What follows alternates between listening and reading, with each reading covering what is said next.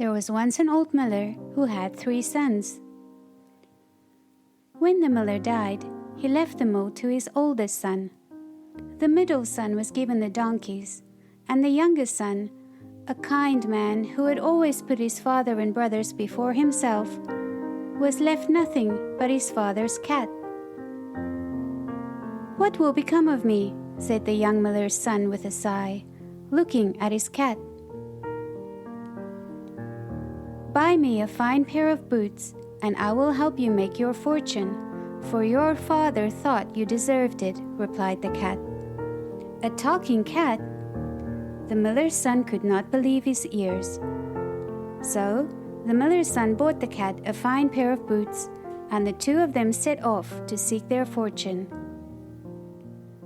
After a while, they came to a grand palace.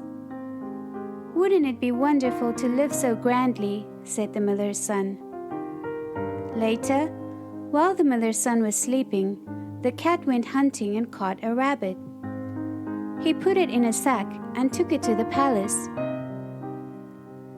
"A gift to the king from my master, the Marquis of Carabas," said the cat, presenting it to the king. The cat went back to the miller's son and told him what he had done. "Now the king will want to know who the Marquis of Carabas is," laughed the cat. "A clever cat." The miller's son could not believe his ears. Every day for a week, the cat delivered a gift to the king, each time saying it was from the Marquis of Carabas. After a while, the king became very curious and decided he'd like his daughter to meet this mysterious nobleman, whoever he might be.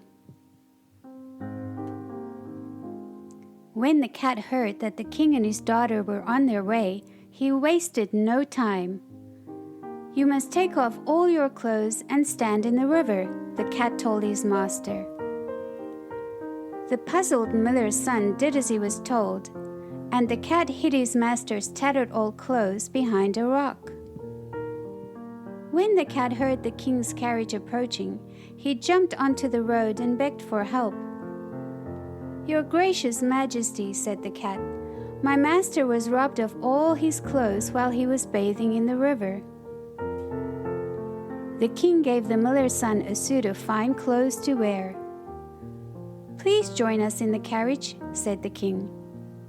So the cat opened the door, and the miller's son climbed in. He looked very handsome in his new suit. The king's daughter fell in love with him at once. The cat ran ahead, cutting through the surrounding countryside. Every time he met people working in the fields, he told them, "If the king stops to ask who owns this land, you must tell him it belongs to the Marquis of Carabas." Beyond the fields, the cat reached a grand castle. He spoke to the people working in a field next to it and discovered that it belonged to a fierce ogre. The cat stood bravely in his boots and knocked on the castle door.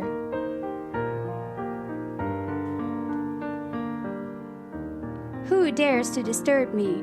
roared a voice from inside the castle. "I have heard that you are a very clever ogre," called the cat. "I have come to see what tricks you can do." The ogre opened the door immediately and changed himself into a great snarling lion. The cat felt scared, but he didn't show it. "That's quite a clever trick," said the cat. "But a lion is a very large creature. I think it would be a much better trick to change into something very small, like a mouse." The ogre liked to show off his tricks.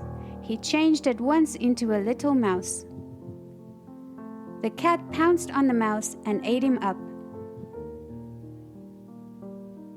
Then the cat went into the castle and told all the servants that their new master was the Marquis of Carabas. They were glad to be rid of the fierce ogre, so they did not complain. "The king is on his way to visit, and you must prepare a grand feast to welcome him," said the cat.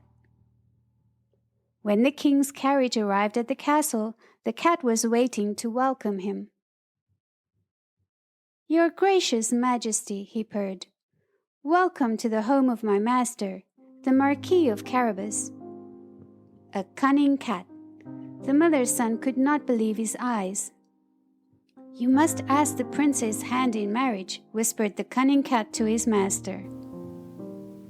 The miller's son did as he was told.